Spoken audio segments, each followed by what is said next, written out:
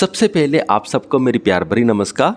एक बार ओशो जी और एक पॉलिटिशियन रेस्ट हाउस में थे और उन दोनों ने सोना था। ओशो जी अपने कमरे में थे, पॉलिटिशियन अपने कमरे में थे।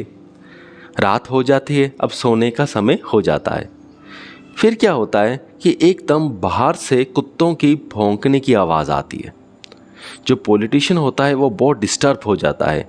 वो पहले सोचता है कि मैं इन कुत्तों को भगा ही देता हूँ, जब तक ये भागते नहीं तब तक मैं सो नहीं पाऊँगा, क्योंकि ये आवाज़ बहुत कर रहे हैं। वो पत्थर लेके जाता है, कुत्तों को भगा देता है। फिर वो वापस आ जाता है अपने कमरे में, लेकिन थोड़ी देर बाद वो कुत्ते भी वापस आ जाते हैं और वो फिर भौंकने लग जाते हैं। पॉलिटिशियन फिर उठता है, पत्थर लेकर जाता है, उनको भगा देता है, पर जैसे ही वो वापस आता है कुत्ते भी वापस आ जाते हैं। ऐसा 3 बार हो जाता है। अब पॉलिटिशियन बहुत परेशान हो जाता है। वो कहता है इन कुत्तों ने तो आज मुझे सोने देना ही नहीं है। वो चेक करता है, कहता है मैं देखूं तो सही कि ओशो जी का क्या हाल है। वो ओशो जी के कमरे में जाता है और वहाँ पे देखता है ओशो जी तो सोए पड़े होते हैं बड़े अच्छे से, कोई उनको दिक्कत नहीं है, कोई परेशानी नहीं है। वो उनको उठाता है ओशो जी को। ओशो जी उठते हैं। ओशो जी कहते हैं हाँ जी बताओ क्या हुआ। वो कहता है मुझे आपसे बहुत जेलसी हो रही है, मैं सो नहीं पा रहा और आप खराटे ले लेकर सो रहे हो बड़े आराम से। ये कैसे हो सकता है? बाहर कुत्ते कितना भौंक रहे हैं, कितनी आवाज़ आ रही है, मुझसे तो बिल्कुल नहीं सोया जा रहा। मुझे तो ऐसा लग रहा है कि मैं सारी रात सो ही नहीं पाऊँगा अगर यही सीन रहा तो ओशो जी कहते इसमें क्या बड़ी बात है, अगर तुम मेरी एक बात मानोगे तो तुम सो पाओगे। वो कहता वो क्या बात है, ऐसी क्या बात है। तब फिर ओशो जी कहते कि जब कुत्ते भौंक रहे हैं वो, तो तुम ऐसा समझो कि वो तुझे लोरी सुना रहे हैं सोने के लिए।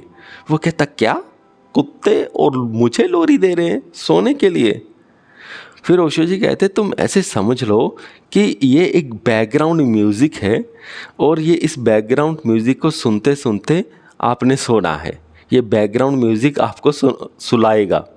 वो कहता क्या, कुत्ते और बैकग्राउंड म्यूज़िक, क्या बात कर रहे हो?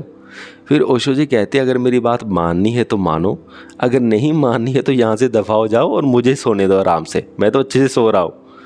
वो पॉलिटिशियन कहते अरे ये क्या बात हुई? तो वो कहता चलो कोई बात नहीं, ठीक है मैं ट्राई करता हूँ, पर मुझे ये लगता नहीं है, पर मैं ट्राई कर लेता हूँ। ओशो जी कहते हाँ तो जा और ट्राई कर। फिर पॉलिटिशियन अपने कमरे में जाता है और वही ट्राई करता है। ऐसा समझने की कोशिश करता है कि जो वो कुत्ते भौंक रहे हैं वो एक म्यूज़िक है और बैकग्राउंड म्यूज़िक है और उसने सिर्फ सुनना है और उसके साथ सोना है। फिर ओशो जी सोचते हैं कि अब मैं चेक करके तो देखूं, आधा घंटा हो गया वो आया नहीं मेरे पास। फिर जब ओशो जी उसके कमरे में जाते हैं और वो देखते हैं वो पॉलिटिशियन ऐसे खराटे ले लेकर सो रहा होता है, तो ओशो जी समझते हैं कि मेरा आइडिया जो वर्क कर गया इसके ऊपर।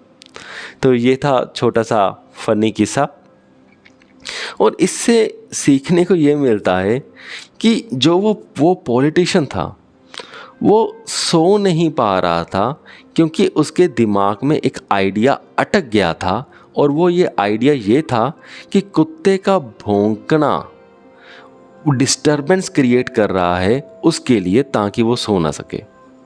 यानी कि कुत्ते की भौंकने की आवाज़ उसको डिस्टर्ब करती है। जो ये आइडिया है ये उसके माइंड में अटक गया था।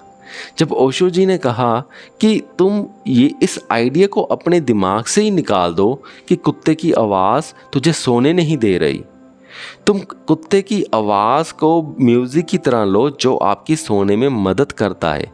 जैसे ही ये आइडिया उसके पुराने आइडिया को रिप्लेस करता है तो उसको नींद आ जाती है। अब इससे भी गहरी बात यह है कि नॉर्मली जब भी हम डिस्टर्ब होते हैं वो हम बाहर से कम होते हैं, लेकिन अंदर से ज़्यादा होते हैं अपने इंटरनल आइडियाज़ की वजह से। जब हमारे अंदर उल्टे पुल्टे आइडियाज़ आ जाते हैं कि हाँ मैं गुस्सा हो रहा हूँ तो इसकी वजह से हो रहा हूँ, मैं डिस्टर्ब हो रहा हूँ तो इन चीज़ों की वजह से हो रहा हूँ, जो ये सारे आइडियाज़ होते हैं वो इंटरनल ही ज़्यादा होते हैं और वो इंटरनल आइडियाज़ ही हमें ज़्यादा इफ़ेक्ट करते हैं। और जैसे ही हम इन आइडियाज़ को रिप्लेस करके किसी दूसरे आइडियाज़ ले लेते हैं तो हमारी वो डिस्टर्बेंस भी कम हो जाती है। सो मुझे पूरी उम्मीद है कि आप सबको ये वीडियो समझ में आ गया होगा। सो इस वीडियो को यहाँ तक देखने के लिए आपका बहुत बहुत धन्यवाद।